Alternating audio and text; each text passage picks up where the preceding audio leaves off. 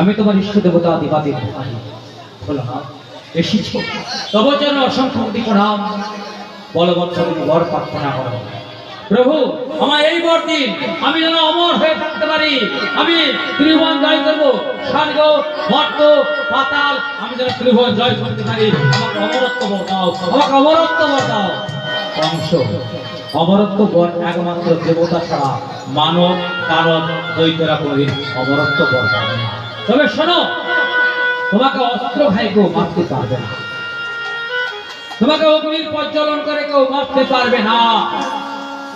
তোমাকে সমুদ্রে ফেলে কেউ মারতে পারবে না তুমি অমর ঠিক তবে তোমার মৃত্যু হবে ওই